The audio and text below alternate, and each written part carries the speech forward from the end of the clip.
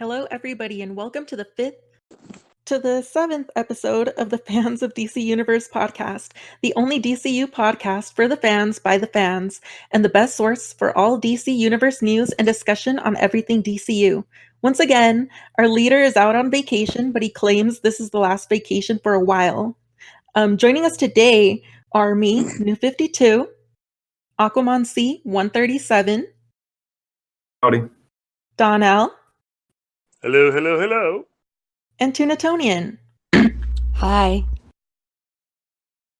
All right. So today we are going to be talking about The Road to Titan Season 2, Young Justice Episode 22, and more. So to start off, we're going to start with The Road to Titans. Every week we will discuss something in preparation for Titans Season 2. This week we are going to talk about what we want Titans to include. What do you guys want in a Season 2? Okay, so what I'm hoping for, I've already, in the other podcasts, I've expressed like what I would like the overall story for the second season to be, which would be them cherry picking from the 1984 run of Titans, where it starts off with the Titans having to fight an evil version of themselves and going to defeat Trigon. And then after that, I hope it goes to introduce Slade Wilson, Deathstroke the Terminator, and I would like them after that, probably introduce Dr. Light and give us a little information about the Hive and possibly dabble into Jason Todd's like descent into losing control and, kind of finish things up with possible introduction to Brother Blood leading into like season 3 as the Judas contract story. I think that would be a pretty good way to go about the season. Some things that I would like to see, I guess, would be like Batman fight scenes, whether they're like flashbacks or not, like if they're in present day.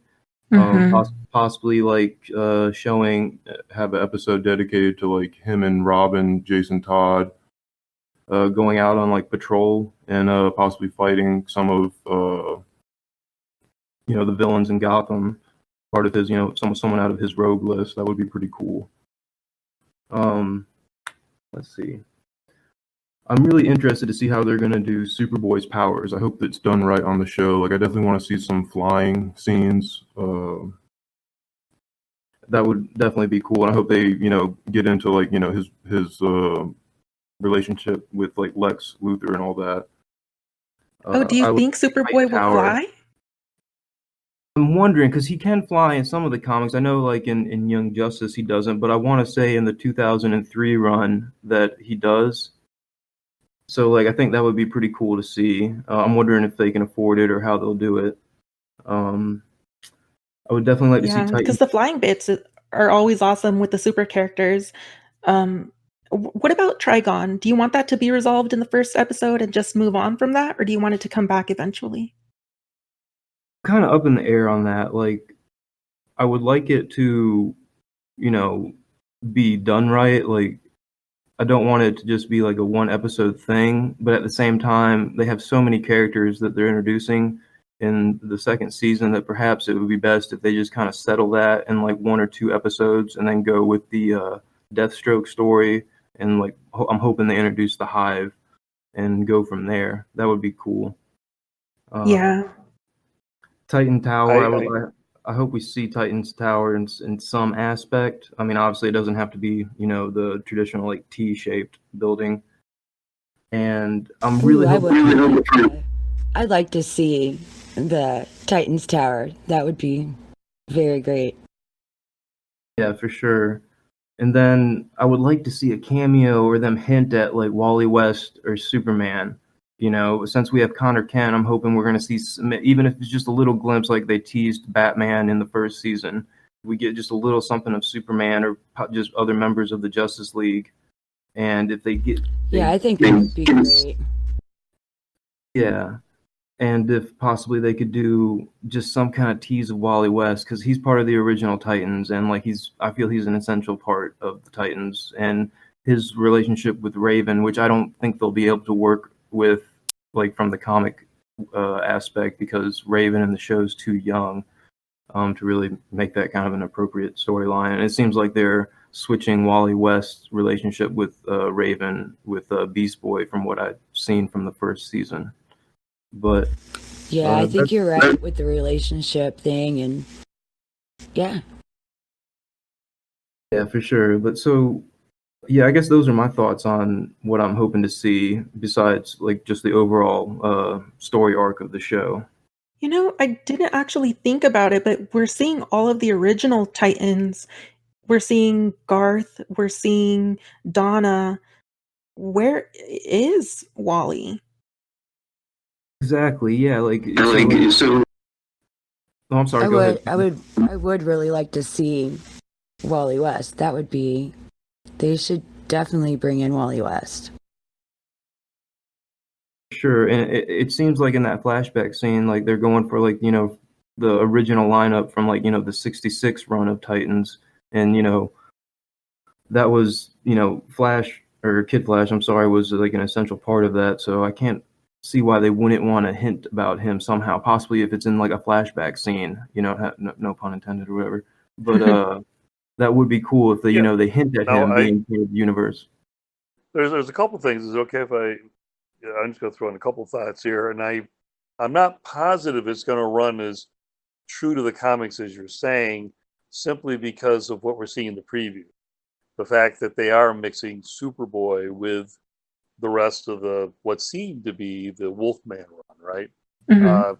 I have a funny feeling, and again, Doom Patrol had the same kind of dilemma, right? So Doom Patrol kept hitting on the stuff from the Morrison run, but then they'd also start dragging in stuff from the 60s. Kind of fun when they do it. And I have a funny feeling that with Titan, kind of the same odd mashup's going to happen where, where you would expect the Hive and Brother Blood, they're going to totally throw us off with something from Jeff Johns' run. That kind of, where suddenly you have some other villains coming in. So that's the one thing. But the other thing I'm concerned about is the way that when you watch the preview, it looks like they're going to just, almost with a snap of a finger, totally take the Trigon thing right out of there. Which makes me extremely concerned. Some of this might be, once again, some dream sequence. Oh, boy. I don't think it'll be a dream sequence, but I do think since the premiere was supposed to work as the finale of season 1, we're probably going to move on from Trigon and not revisit it. I really hope that that's what's going on. That's something I am worried about, but I'm also, like I said, up in the air whether or not it'll be good or bad for the season 2. But like, yeah, they set up, Trigon to be the big bad, and we didn't get the resolution because, they cut the last episode. But I'm wondering if that last episode it was going to resolve that, which it kind of seemed like it did because we saw Raven, in those little clips or like those little pictures or whatever that from what was supposed to be the last episode where like, she comes back in her like, comic accurate like suit and, Starfire was in some kind of different purple outfit.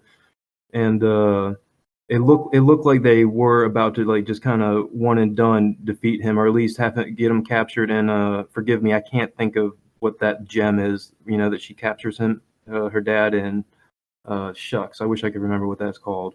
But you know what I'm talking about. Yeah. So like I'm thinking possibly it will be like a quick resolve, and then they're just gonna hopefully get into like Deathstroke, the Hive, and then hopefully finish it up, introducing Brother Blood and the Judas contract situation. Well, we're going to find out before you know it. Blink, blink, it'll be on, right? Yeah, it is approaching quick. Yeah. Yeah, when does it come out? When is the September next episode? 6th. We're getting it September 6th. So, Toonatonian, I'll just be coming back from visiting you and others and Mel, and I'm hoping something else, right? I'll just be getting back like around the 27th. Okay, yeah, so you're going on quite a big trip. It's a little crazy. Yeah, I don't want to take too much time on the podcast for that, but I'm just saying by the time we get back from that little adventure with DC Universe over in Chicago, and some of the fans, it'll be like a week later or so that the Titans will. All right. So those are our hopes for season 2 of Titans coming soon. Now let's move on to what's coming out this week on DC Universe. Donnell, do you want to take over? Sure, yeah. And again, I mentioned this on the site, DC Universe site, that it's funny how we no longer get all excited as a community when this weekly shipment of comics comes in. And you remember what a big fanfare it was at first when we first started getting the unlimited version of this a few months ago.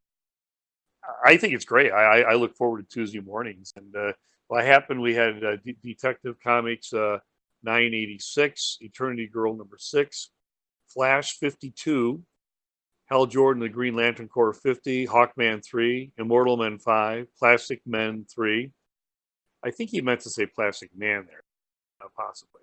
Red Hood and the Outlaws 25. He mentions as an FYI Sandman Universe number 1, but I don't think we have that. Sideways 7, Suicide Squad 45, Supergirl 21, Superman 2, Titans 24, Wildstorm, Michael Cray number 10, Wonder Woman number 52. And then, of course, the section I always love as well, the older stuff, newly digitized. You have Bruce Wayne, The Road Home, Batgirl 2010 number 1, Dead Man, Dead Again 2001 number 1, Doom Patrol 2004 version number 11. And again, I was real surprised. Legion of Superheroes annual number 1 for the 1984 run, and Legionnaires 1993 annual 1, and finally World Without End 1990 number 1. So that's the stack of comics that came in as part of our subscription. And the question we always ask is, what did different ones of you decide to pick up and take a peek at this week? So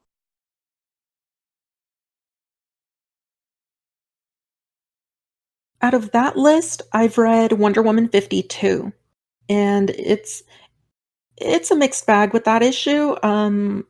We get to see Artemis in the Wonder Woman comics again, and we get Aztec as a guest star. So that's pretty fun. If you're into deep cuts of Wonder Woman, we also get a cool villain that we haven't seen in a while. So now, who's the writer at this point?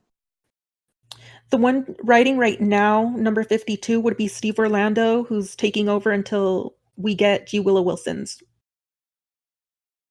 Cool. So once again, I haven't on this current list, but I did pick up the event Leviathan issue 3. That was really good. The end of it, man, was really cool. Superman comes on the scene to help out Amanda Waller. I'm interested to see how that goes down. I didn't think that Red Hood was Leviathan after the conclusion of the issue 2. And I thought it was pretty crazy that Superman had allowed Amanda Waller to access the Fortress of Solitude. Besides that, as far as DC comics I read this week was the Black Hammer Justice League crossover. And if you guys haven't read Black Hammer... I do want to hear what you think of that, because I'm a big Black Hammer fan. Please let us know what you thought of that trippy little era.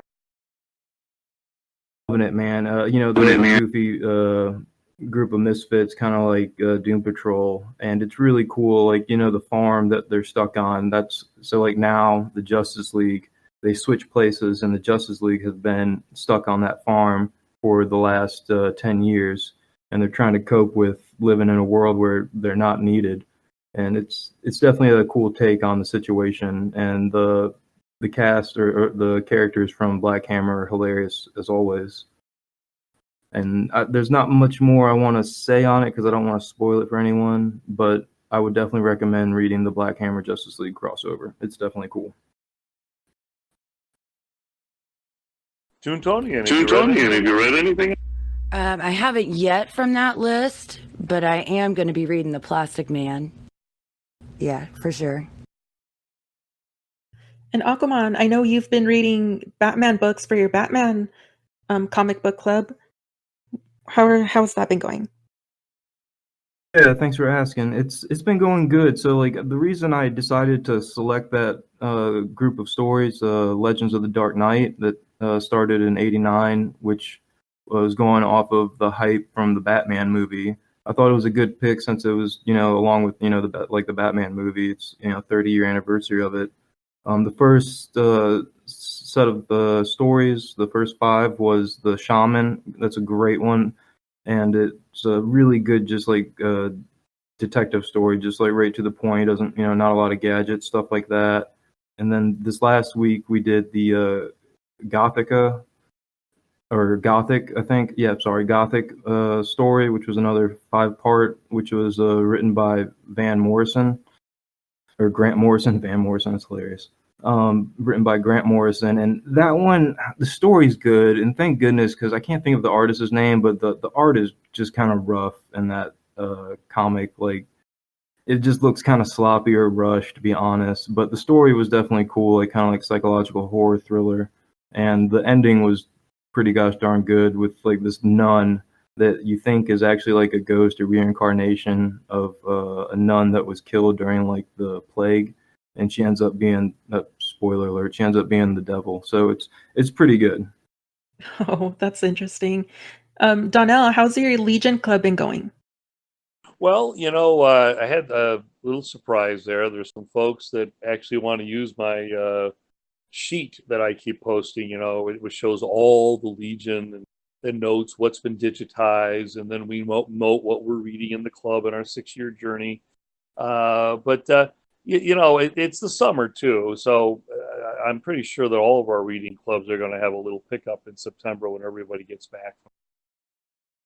But yeah, we just keep on going along, and of course, we also do the watch-alongs once a month as well with animated series. So I still haven't ordered the ring though. I got to think about getting that ring. Donnell, oh, I'm sorry, Donnell, like when is that new Legion book launching? Do you know? Yeah, well, it's supposed to be late this year, so my understanding is like November. Uh, but even I think in the next month we should be seeing more and more of the Legion showing up. I don't think it's in here for us to talk about, but there's that whole almost comical thing that happened with the latest issue of Superman and Supergirl, where DC said, "Oh, quick, pull it because the cover's misleading." So now, of course, they're all selling like $50. Yeah, I saw that. That they were pulling them all. Yeah, I was waiting for us to get to see the ones that don't get destroyed. It's just too funny. Yeah, but on the covers, I think they talk about the Legion coming. So I don't know if the Legion showed up yet. I think it's going to be maybe another week or two before they start having hints about how the Legion is going to be brought back. But yeah, what an exciting time after 6 years of no Legion. Did any of you see Tim Drake's new costume that they debuted? Yeah, I I saw definitely it. saw. Yeah, I the saw the discussion. No, I haven't yet. Have any of you guys been reading the Young Justice run that's going on right now? No, is it good? I just picked up the 3rd issue. I think they're on like issue 7, and let's see, I haven't finished the second one even. Like, it's dealing with Gem World, with like the Amethyst, Princess Amethyst, or honestly, I'm not familiar with her, and it seemed okay. Like, I'm giving it a go, but honestly, it didn't really grab me very like super hard. Like it just seems like okay, but I'm probably gonna read this, finish the second and go into the third, and kind of I'll decide then if I'm gonna keep on buying stuff from that run. But I did I did, catch the first issue because of all of the covers, I wanted the Cassie and the Superboy one. But the first issue was a little too it was like too much was happening for me. But I'm gonna definitely give it a shot when it comes to DC Universe. That's okay. Wow, exactly I my was plan. I bought the first 2 issues, and I think I sold them on eBay soon after. But it was definitely geared towards kids, right? I mean, there's no question that Bendis was writing for someone 13, and that's great. And I loved his revamping of characters. I love the teenage Green Lantern and all that. And I love Amethyst. I still have all 12 issues from the mid '80s. The artist, as I recall, the artist that did that actually passed away, Ernie Cohen. But fabulous that way. But again, after 2 issues of it, I'm like, this will be perfect for a digital library on. Yeah, I agree. I do feel like it was definitely kind of aimed more towards a younger audience. It's funny that you said like New 52 that you felt like too much was going on because when I was done with the first issue, like I felt like not enough happened. Like there was just a lot of like dialogue, but it was like just kind of unnecessary. Like I don't know. No, I get what you mean. Like, as far as the story actually going anywhere, there wasn't much there, but there was a lot of like just so much like in the art and the dialogue, like you said. It felt like a lot was happening. Even though nothing happened, it did feel like there was so much coming at me. Kind of like it was actually a lot like Wonder Woman 52 this week. Okay, yeah, like I do know what you mean. Like yeah, they set up, they introduce like the villains or the people from Gem World, and then they hop into Earth, and then Mhm. it's just kind of what I can't think of that character's name, the girl with the truck and the shotgun, Oh, but you're talking her. about Hex, whatever her last. I Ginny was going to talk Hex. about her in a second. Yeah, I have something to say about that. But yeah, I think it's well. Go ahead. No, yeah, just like it was pretty much just them coming to Earth, and then like the Hex girl, bumping into like the Justice League, or I'm sorry, the Young Justice group, and I just felt like not much happened. I understand it was just the first issue, but it was just like I don't where are they going with this? There were so many settings. I think that's what New 52 is referring to by so much happening at once. It's like they could have introduced the characters maybe in a way that didn't have like 15 different settings before you got done. Mhm. I think that's what made it a little confusing, almost like watching a play where they keep changing the background on the stage every time. I was like, hey, wait a minute. But Jenny Hex, what's funny with her, she made her first appearance in those Walmart 100-page giants like a few months before that was published. She wasn't even a character from the regular. And speaking of those Walmart giants, I picked up the first issue at like the comic shop of like the Batman universe, and I read it. It was okay. It wasn't bad by any means. And I picked up the second one. I haven't read it yet, so I'll probably talk about that next time I'm on. But it seems okay. Interesting. That's about it for I my definitely comic like the reading. Superman better. I wasn't as the Batman. All right. So we also got a new episode of Young Justice this week. Young Justice episode 22 featured Black Lightning discovering the Justice League's secrets and more. What did you guys think about that? New 52, I'll let you jump on that one first because I'm actually, besides Jefferson finding out, that everyone was like working together behind his back, I really can't remember much about what happened in that episode. So I don't know, Okay, possibly you so can refresh my memory. yeah, in this And I haven't seen it yet, but go for it because I am way behind on Young Justice. okay, beware, there will be some spoilers. So this week we saw Jefferson put together 2 and 2. He discovers that Batman, Nightwing's team, all of those teams were all working together behind the scenes and setting up the outsiders to do things publicly without the outsiders' knowledge, of course. He's pretty angry about it, understandably. Then we also, while all of that is happening, Dr. Helga Jace takes Brion and Tara and Halo to Granny, to Granny Goodness. Okay, yeah, I Ooh. totally. Yeah, I'm I'm sorry, go on, excited Tim. about. Hey, thanks. I'm excited about the Granny Goodness showing up. I always like seeing her, so that'll be great. Well, you're going to love this one because we get more than just one.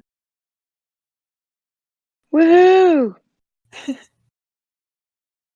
Okay, yeah, your little synopsis, I definitely remember now. And I knew that Violet wasn't dying. I knew that was just a big ruse. You Uh, said that.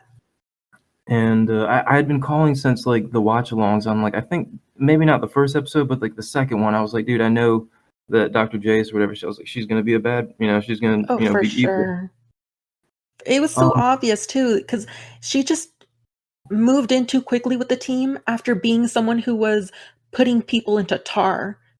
It's like, wait, we're not gonna question her because she was just tossing an unconscious Brion into tar.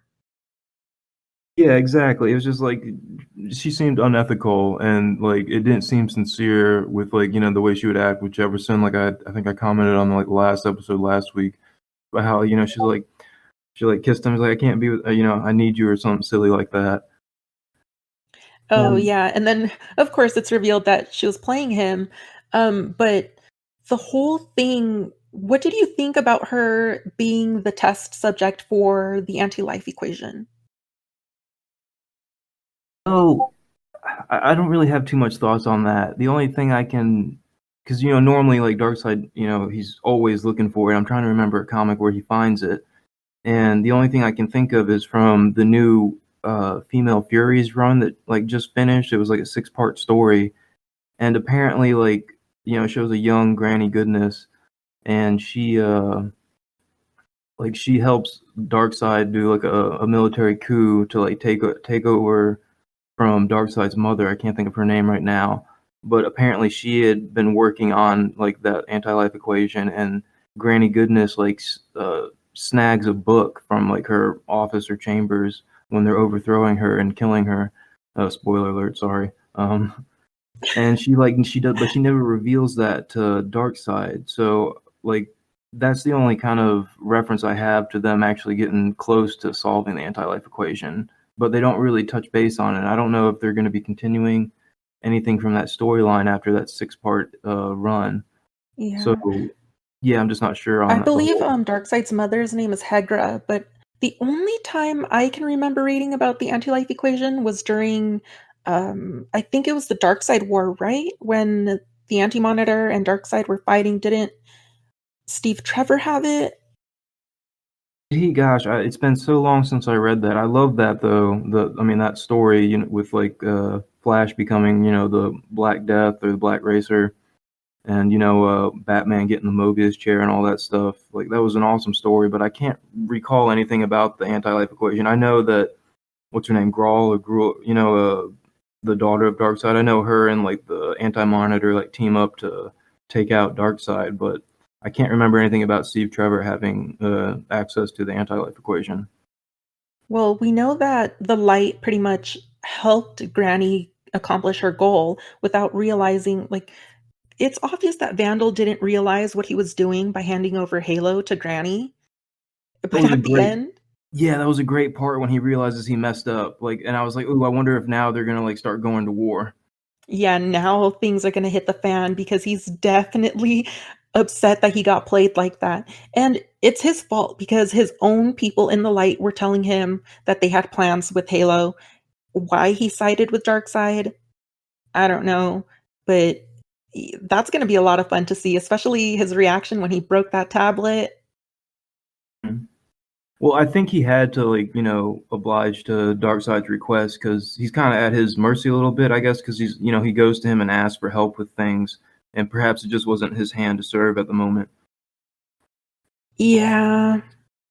One thing, like I feel like people are being too harsh on Batman. Like, I mean, come on, he always puts the mission first, and I feel like I can understand Jefferson's frustration, feeling betrayed, and all that, but overall, I feel like I can understand Jefferson to a point. I agree with Wonder Woman on her stance against Batman's way of going about things because look, things did blow up, they did ruin things. I'm not talking about like what happened with Jefferson, but it caused Tara to now turn from the team, and now she's deeply in with Deathstroke when she was at first wavering and questioning her place. So I can side with Wonder Woman on that one. But Jefferson's seemed a little over the top, like, wow, they manipulated you into doing good. Like, okay. Yeah, like more good than harm happened. And like the only real backfire I can see was that, Tara was like, you know what, I can't trust them, and she's gonna side with Deathstroke. But like I said, more good than harm was done. And I feel like even if it caused tension between members and stuff, like, they're upset with each other, it's not like when stuff hits the fan, they're not all gonna like team up to like, conquer evil. So I mean, I feel like it was a necessary evil that Batman had to do. To me, the downside to this wouldn't have been the team finding out, really, like maybe the outsiders, but it would be if the public would have found out. Then the public's perception of the good guys would start to falter, and they would start seeing the good guys as more as like gray guys in the gray, or people in the gray. So that's where I see a problem with that. But Jefferson's whole thing, I get it, but then again, he's like, the voice acting isn't the greatest, so when he was screaming the whole time, I really had a hard time watching that. It was kind of obnoxious, and it was like Cyborg or Nightwing or like any of the other characters that scream. I'm like, okay, but they're younger. Like Cyborg's going through a whole traumatic experience. I get it. Jefferson's was more, I didn't get it. Yeah, and you point out a good perspective. Like, I didn't think about the repercussions it'll have on the public's view of them. That's definitely like, if that does get out in the open, that'll definitely hurt their overall cause for sure. And about Jefferson, Yeah, because who wants to feel like, oh, all of that was fake? They're not actually doing good things. What is good? What that they're actually doing, and what is just like a stunt? Yeah, for sure. And one thing I'll say about the Jefferson, the guy that plays Black Lightning, is that not the guy that does the voice for Cyborg in like Teen Titans and Teen Titans Go? Yeah, he does the voice of Cyborg and Calder and pretty much every other black male in this season for some reason, because I guess they can't hire anyone else. Yeah, I remember like going and looking at the voice actors one day and seeing that he does a lot of like the black characters' Like voices, the which I miscellaneous thought was, background characters. yeah, which I thought was funny. I was like, I can't imagine there isn't an ample amount of voice actors that are African American that are looking for a gig. Like, Yeah, like when they had feel, that baby in the episode, just like point out Karen's stomach. Remember, it was a grown man's voice. oh, dude, that was hilarious. There's a baby in there. That was so funny though. But come on, they couldn't actually hire a kid actor. Well, perhaps not like a kid actor, because I feel like most time, like Tara Strong and stuff, they'll do kid roles, but at minimum, provide more jobs for. I mean, that's something that DC is trying to be more representation or diversity and stuff like that. You think they would want to provide more jobs for people in that community, and like I get it if like they think he's a good actor and it's like a way to save money instead of hiring more actors, since he's already going to be in the recording booth. But I don't know. I'm not trying to get all political. But I mean, when there's a variety of people playing like alien characters than there are black human characters, I don't know. Oh yeah, exactly. And that's like, I mean, I'm not trying to get super like political with it, but yeah, you think they would want to get more actors in there doing that kind of stuff instead of just having the same guy do it for multiple characters.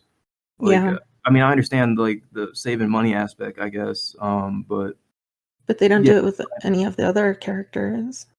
Yeah, Might be exactly. something to post on DC Universe. Maybe the word will get out. So. Oh gosh, I'm not gonna make that thread. Okay, but what do you think about Jace betraying Black Lightning? We all saw it coming, but how do you feel about his reaction to that? I feel like that was like the final blow.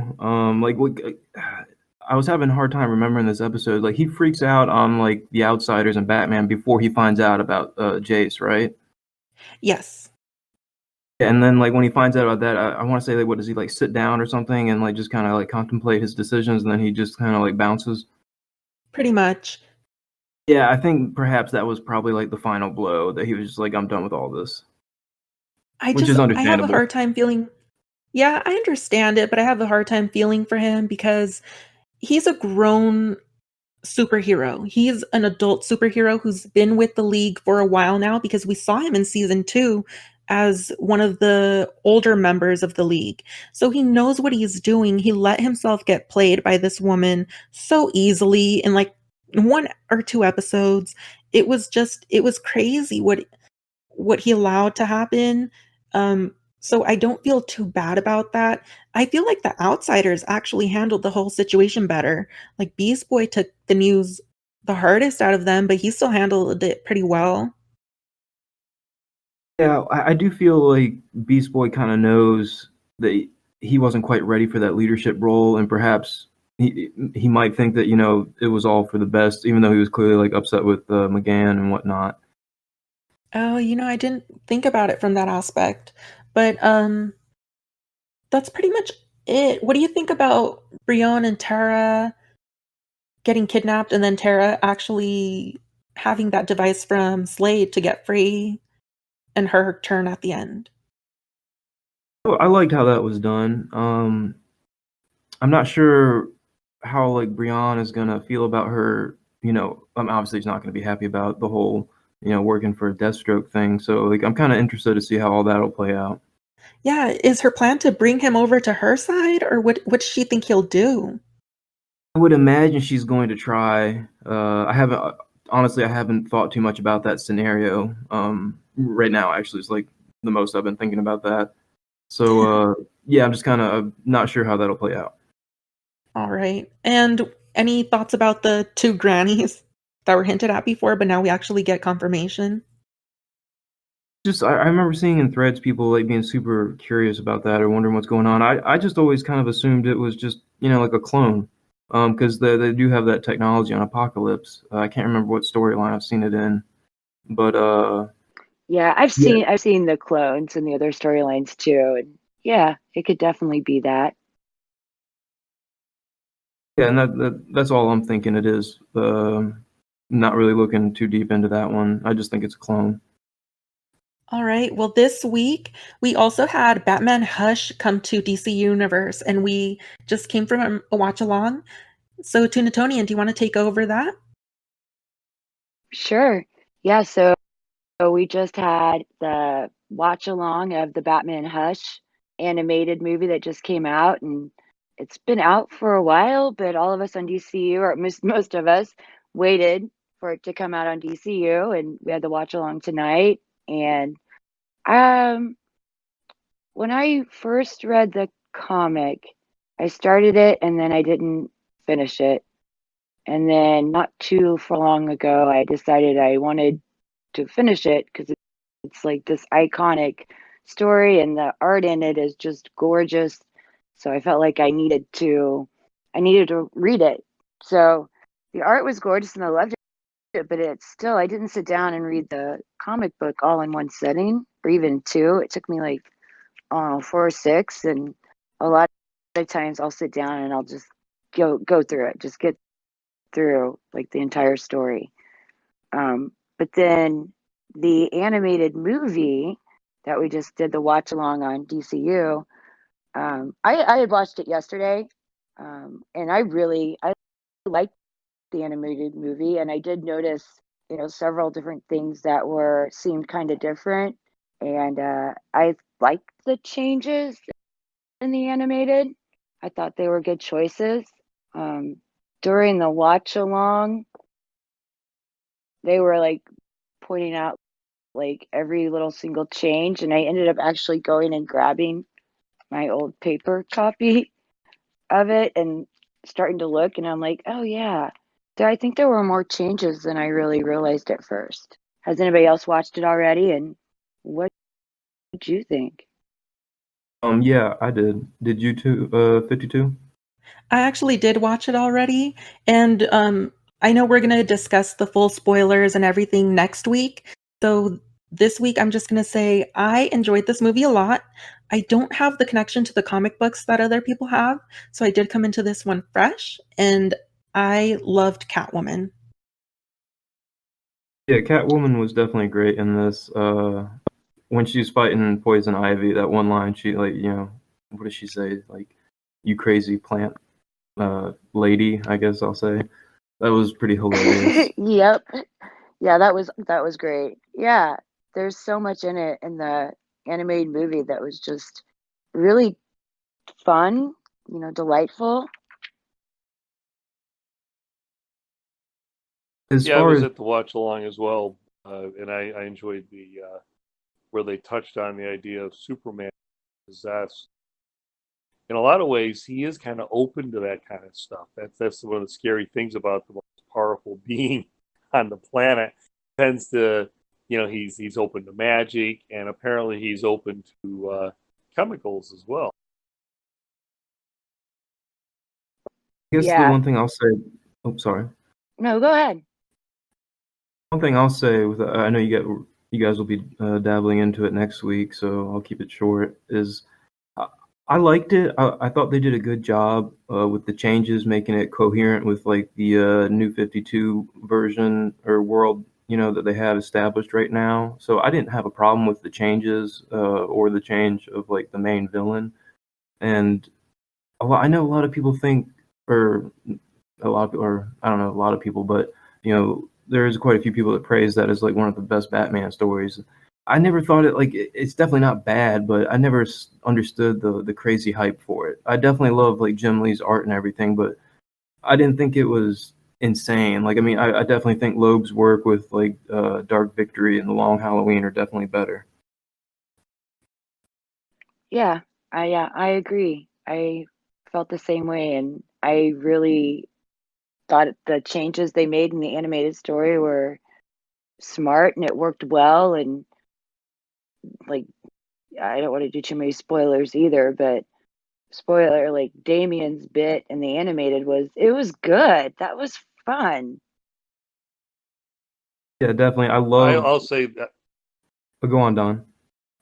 Oh, I'm sorry. Yeah, I was going to say, I'm a little upset that they didn't have that limited theater release like they did for Death of Superman, Reign of Superman, since it is connected with that universe, which I had no idea until I was on the watch.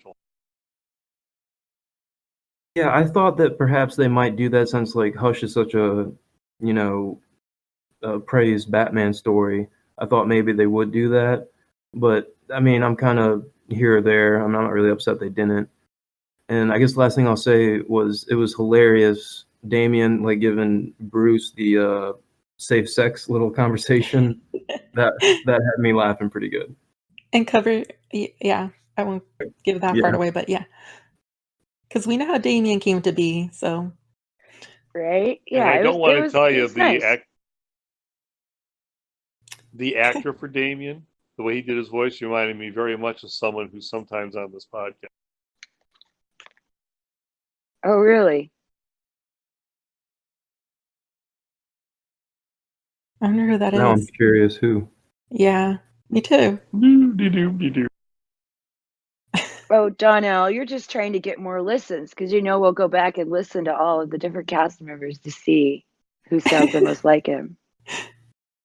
Well, there's only one that was called Master until recently.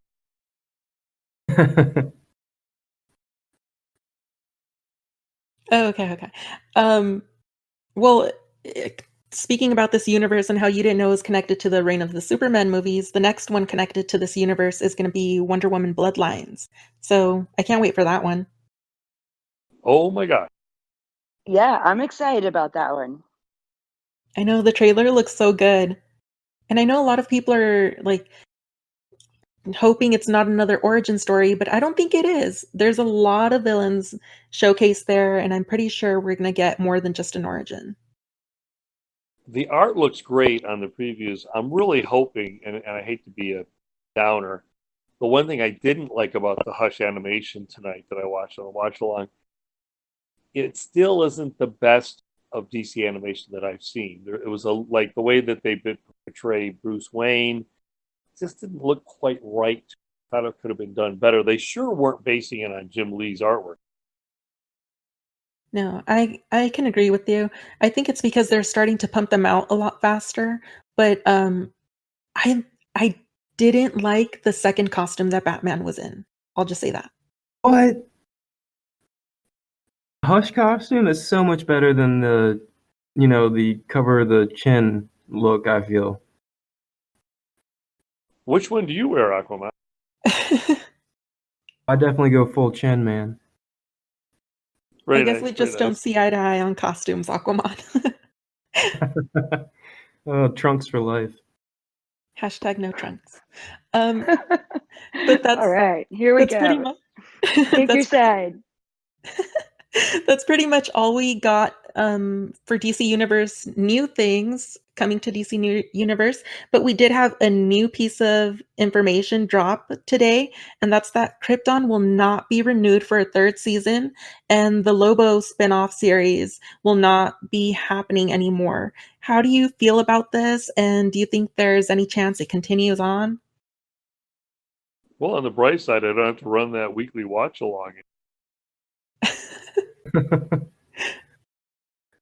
I'm super bummed out, man. Like, I feel like my heart's broken just a little bit. I really liked that show, and they were like, I understand. Like, I seen people that were in favor for the cancellation on the thread saying that, you know, they couldn't get past like the first 6 episodes. But I feel like that's when it started really picking up. And the second season, man, it was just jam packed. There was like no filler. It was, you know, just straight to the point, good character development, great story arc. And yeah, I'm just blown away that it got canceled. I mean, I See, understand the rating. I haven't even really like gotten into Krypton yet. Like I put it on when I like first heard about it and had access to it. I put it on and started watching it, and I didn't even really get that far into it because I have all these other shows and things I'm reading right now, and I thought, well, I'll get to it one day. But yet I am also upset to hear that they had, you know, the third season they were thinking about it, and they had a Lobo spinoff like in their minds or in the works, and then they just decide not to do it. It really is, I don't know, it's just disconcerting to me. And with the big huge merger, I'm like, come on, don't squish DC, you know?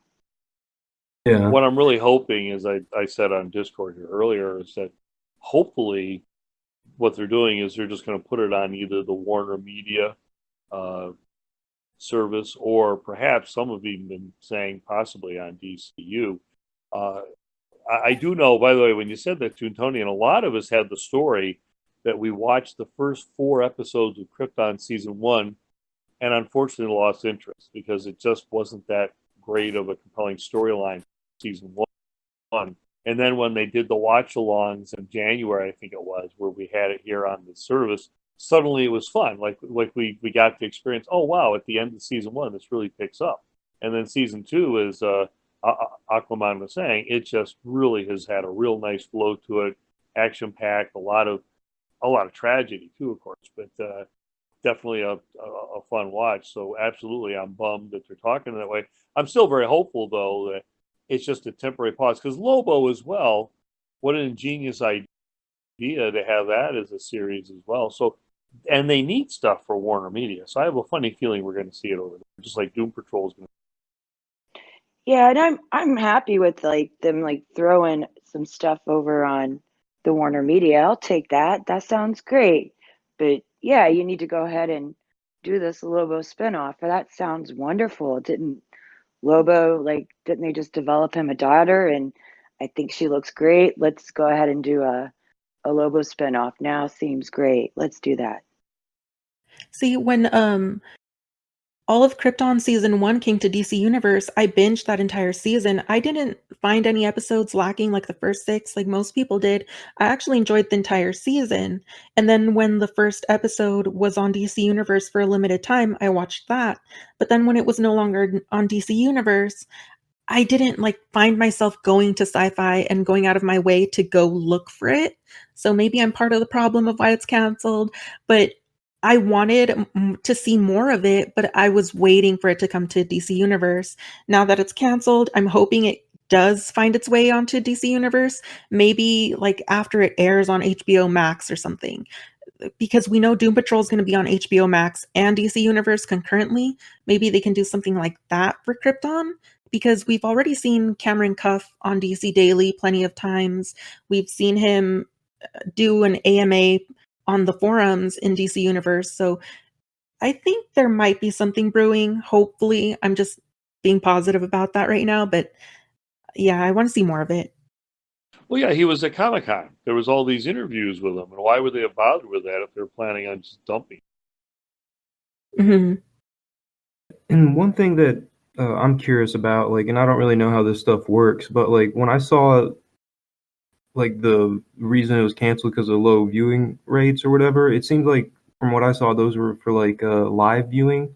And I know I didn't watch it like live or whatever. I got I bought it on Amazon. And I'm wondering, are they factoring those into like the viewing rates? Like, I don't know how that stuff works because like they also canceled shucks, what is it called on Sci-Fi? It was The Expanse after the second season, and a lot of people loved that. And Amazon picked it up for they're doing the third season of it. And I'm, like clearly it had I a good following, and I'm just wondering, like, if the following for Krypton's strong enough, like, even though it didn't have high like live viewing rates, but I don't really know how that stuff right. works.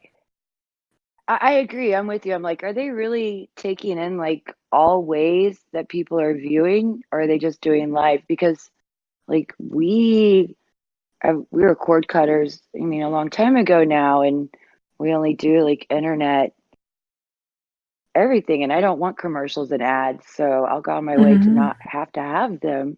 Yeah, am I being counted? Because like if you ever do like a Nielsen survey, they've just now like started adding in like if you stream it, they ask that finally, like just now. So I wonder if they how they do get their numbers. Yeah. Are we even Yeah. represented?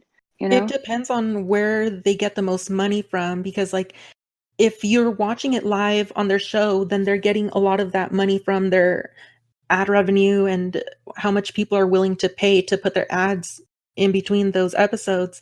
But then if you're paying through Amazon, how much we don't really know how much they get from that, you know?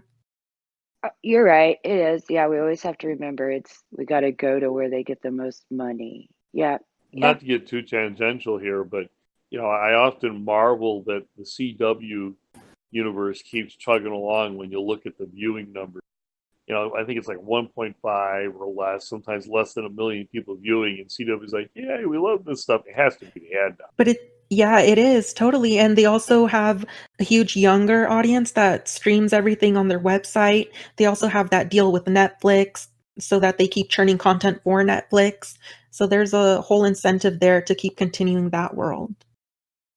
Well, I'm glad it's working out because there's quite a bit of it that I watch. But, it's just amazing that whatever the economics are, and then you hear something like we're saying about Sci-Fi seems to be working on a different economic structure than the CW. Mm-hmm. Well, I hope we get to see more of it.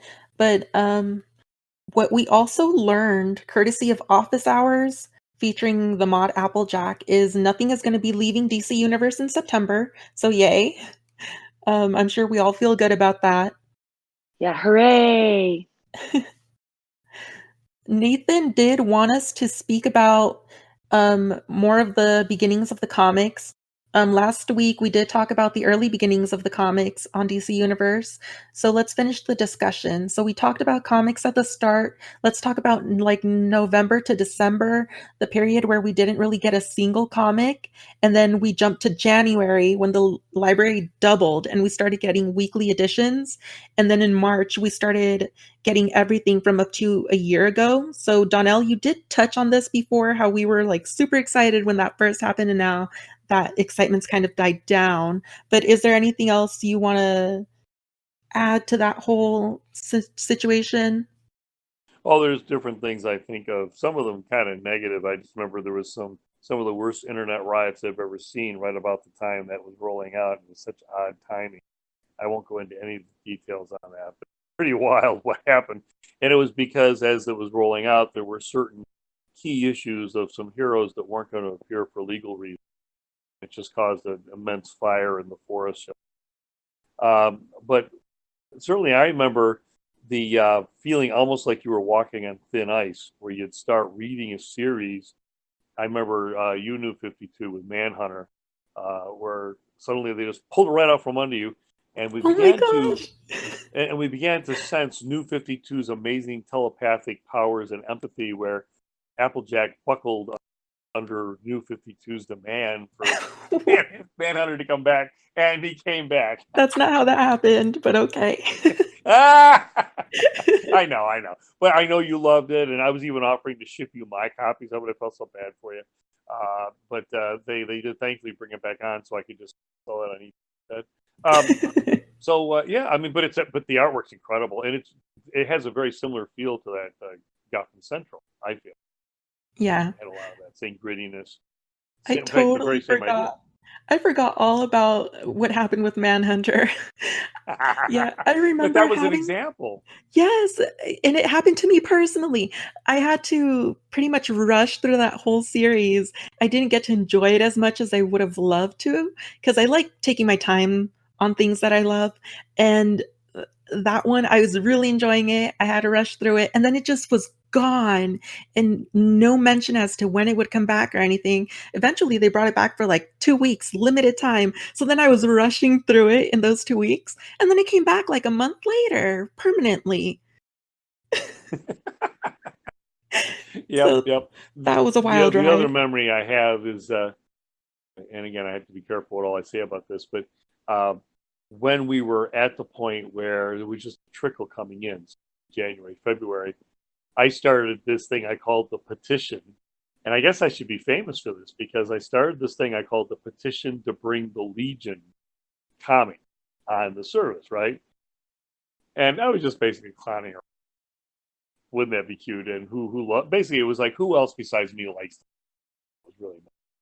And I got all these people going in, long live the Legion, like we're a bunch of something, it's just funny stuff. And basically, petitions have been banned from the service because of that. Well, It's right in the bylaws now. You must not do a petition. I know, I I guess I saw really got that. them all freaked out over that. Well, as New 52 and I keep talking about, we're the monster. Well, I do remember at the time when they took off Manhunter and I believe Red Robin, and there was another comic series.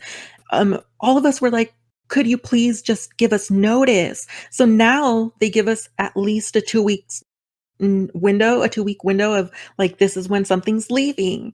So I'm glad that change has happened and that they at least heard our like cries for like, no, please. Um, but sometimes they do falter and they don't give us a 2 week notice and it's just gone one day from another. But for the most part, they're good on that. And nothing's leaving in September. So that's good. And there's a hint that there's something wonderful coming in October. Applejack was saying some of the stuff that was older, that was here before, like, back in October, November of last year, is going to be coming back, I believe. Oh, that's mysterious. It is. I don't know. That is in October if it's comic book related. I hope it's something that's seasonal because I enjoy reading the seasonal issues around different seasons. So I like when they do that. Yeah, and I think it's going to have to do with either some animated series or movies that were here before back then that we haven't seen in a long time. Maybe the Batman stuff. I don't know. Did you also see that? I'd like them to bring some more movies on.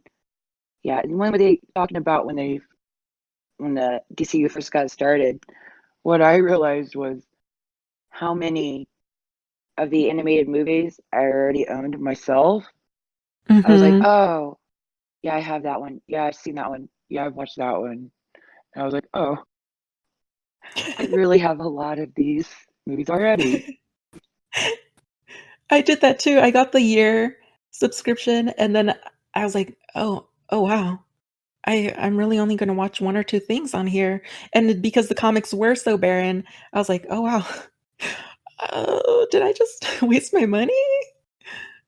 Yeah, see, and I didn't really even I'm a holdout. I'm starting to get more accustomed to reading comic books on a digital screen, but I like the paper and the texture, but I'm starting to because I'm starting to see the advantage and the benefit of being able to learn so much so easily and quickly and reference something and be able to zoom in on a panel and have guided reading. That's all.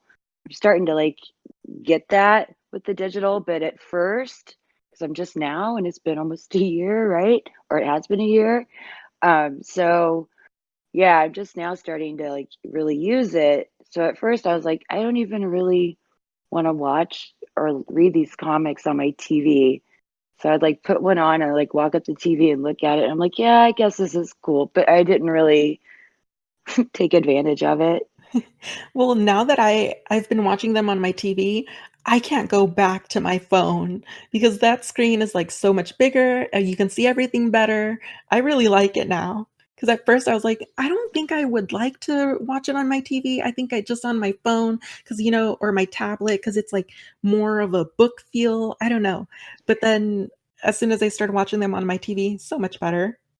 Yeah, and Interesting. have noticed I don't enjoy it as much on my phone as I do on a larger screen. So yeah. And we're going to have to, I think we're going to run out of time here in a few minutes, but New 52, you did have that idea of a comic book watch along. I think if we all set our page turning to the same, we could almost do that. Except, unfortunately, with my Roku, it invariably crashes and just goes to a page, and then I have to manually. But I'd still find it, really neat if remember we could bringing say it which up. channel. I remember bringing that up in one of my book clubs, and someone was like, "I'm not down for that," and I was like, "Okay." So then I never did it. But Yeah, I guess you could now because they have the autoplay feature. So if everybody set to the same amount of time and use the Right. autoplay feature, you could. No, that's a neat idea. I'd never thought of that. That would We be fun shall to do it do. now. Watch out We when I get an should. idea. Yeah. I do crazy stuff when I get an idea, like driving to Chicago for. So watch out. Here we go. well, on that note, we are running out of time, like Donnell said. So we'll catch you all next week. If you like this podcast, please let us know what you thought, either on the forums, on YouTube, because we are on YouTube and SoundCloud, as well as Google Play. And Nathan's still working on expanding to Apple Podcast. So catch us next week for spoilers on Hush and more discussion about Young Justice. Bye. Bye-bye. Bye.